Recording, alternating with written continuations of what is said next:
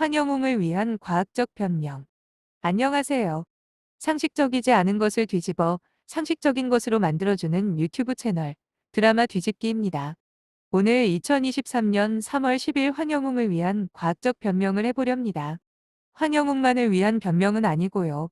황영웅이라는 이름으로 대표될 수 있는 10대 청소년을 위한 매우 합리적인 설명인데요. 미국의 어떤 신경과학자이면서 청소년을 둔 엄마 과학자가 있었습니다. 그런데 이 과학자 엄마는 자기 아들이 사춘기가 되면서 도저히 이해할 수 없는 자녀의 행동에 거의 죽다 살아났습니다. 그 다음부터 엄마 과학자는 10대의 뇌를 연구하기 시작했고요.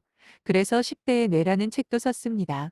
우리나라에서도 10대의 뇌라는 제목으로 번역되어 나왔죠. 10대 청소년은 붐색에 엄청난 시련을 줍니다. 마찬가지로 집단으로서 10대 청소년은 우리 사회 전체에 시련을 가져다 주죠. 모든 사람이 인정하듯이 청소년의 상태는 예측하기 어렵습니다. 물론 이 시기에 예측하기 어려운 상태는 1차적으로 성적인 변화에서 나옵니다. 성호르몬이 분비되면서 급격한 신체 변화와 함께 정서적 정신적 충격이 뒤따르는 것이지요. 그래서 이러한 충격을 흡수하기 위해 여자아이가 첫 월경을 하면 요즘은 부모들이 특히 엄마가 딸에게 여성이 된 것을 축복하는 선물을 하기도 하지요. 하지만 그것이 다가 아닙니다. 10대 청소년에게 나타나는 변화 중 지금까지 잘 거론되지 않은 것이 바로 뇌에서 일어나는 변화인데요. 10대의 뇌는 발달 과정에서 아주 특별한 지점에 위치합니다. 결론부터 이야기하면 어른의 눈으로 10대의 뇌를 바라보는 것은 크게 잘못됐습니다. 왜냐하면 청소년의 뇌는 기능, 배선, 능력 모든 면에서 성인의 뇌와 다르기 때문이죠. 10대의 뇌라는 책은요. 영어 제목은 더 티네이지 브레인인데요. 청소년을 다른 관점에서 이해하는 데 아주 큰 도움을 줍니다. 이 책을 쓴 신경과학자 프랜시스 젠스는 이혼한 뒤 10대 아들을 키운 경험을 가진 신경과학자입니다. 제노은 워싱턴 포스트 과학 칼럼니스트인 에이미 앨리스넛과 함께 이 책을 썼지요. 10대들은 감정의 기복이 심하고 화를 잘 내고 충동적이고 잘 집중하지 못하고 시작한 일을 끝까지 마무리하지 못합니다.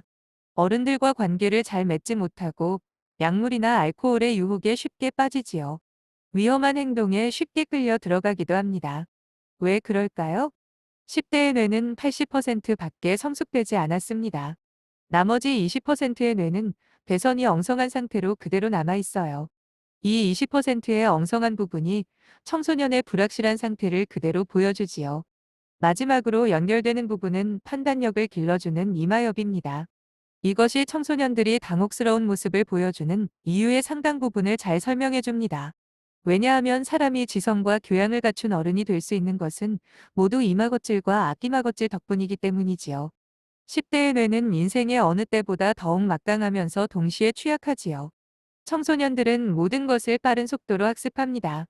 학습 속도가 매우 빠르지요. 그런데 새 지식을 획득할 때마다 뇌 배선이 바뀝니다. 과학적 용어로 말하면 이것이 바로 신경가소성이라는 것이지요. 그런데 인간의 뇌의 가소성은 아동기와 청소년기에 더욱 활발하게 나타납니다. 이렇게 급격히 변화하기 때문에 위험성도 높아지지요.